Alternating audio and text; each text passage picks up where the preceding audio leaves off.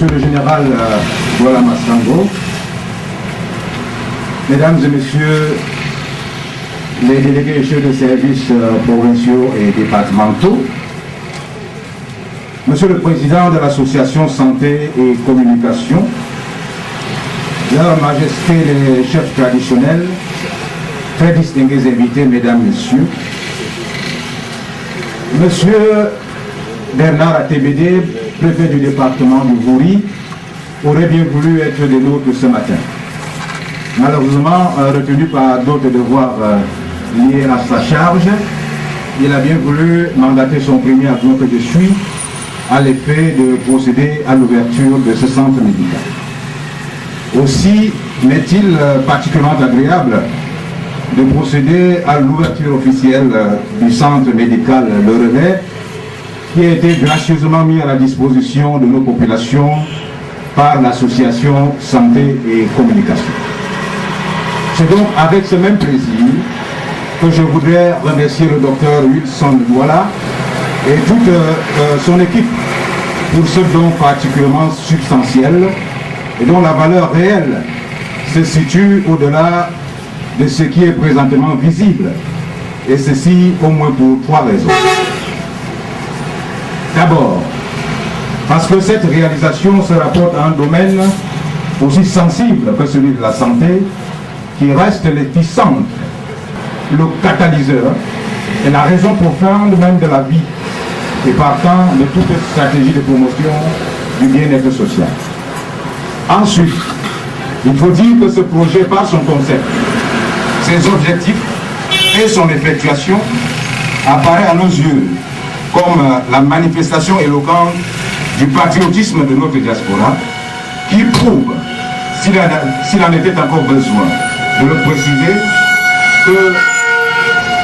nonobstant les liens actuels avec l'Hexagone et les autres pays étrangers, cette diaspora reste toujours, et peut-être plus que par le passé,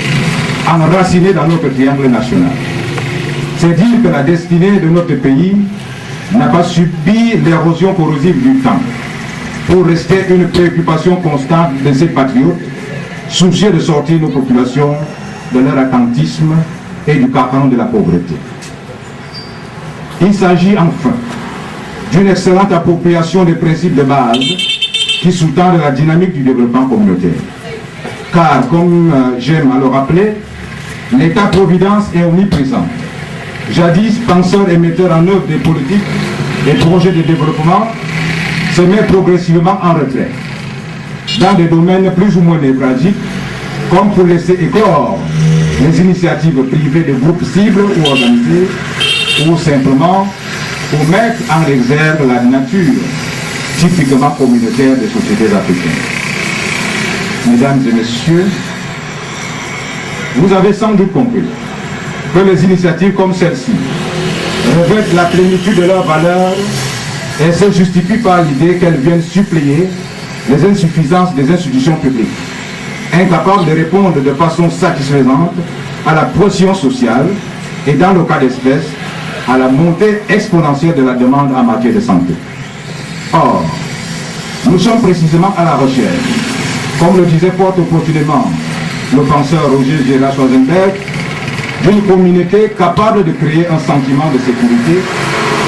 et de solidarité, capable aussi de permettre à chacun de s'exprimer librement, de comprendre ensemble ce qu'on l'on vit et de vivre une responsabilité partagée.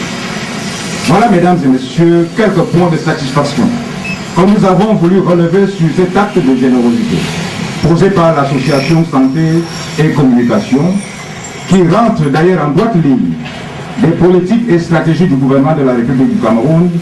en matière de promotion des soins de santé de qualité dans un environnement facilitant l'accès de tous aux dits soins.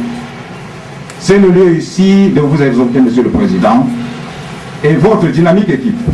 à persévérer dans cette approche participative, afin qu'ensemble,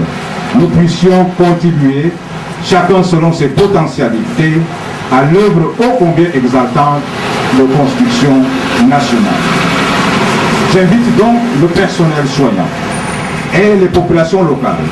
à faire bon usage de ce don afin qu'il constitue une source d'émulation à d'autres âmes de bonne volonté pour une capitalisation de toutes les énergies disponibles. Je m'en voudrais de mettre un terme à ce propos, sans témoigner toute la gratitude du gouvernement de la République à l'endroit des donateurs français, qui prouvent bien par ce geste que les questions de santé ne connaissent pas de frontières et que les liens d'amitié entre les peuples, nos peuples, sont aussi solides que les fondements de notre histoire commune. Enfin, à toutes les personnalités ici présentes, je voudrais vous remercier d'avoir bien voulu sacrifier un peu de votre précieux temps pour prendre part à cette cérémonie, témoignant ainsi l'importance que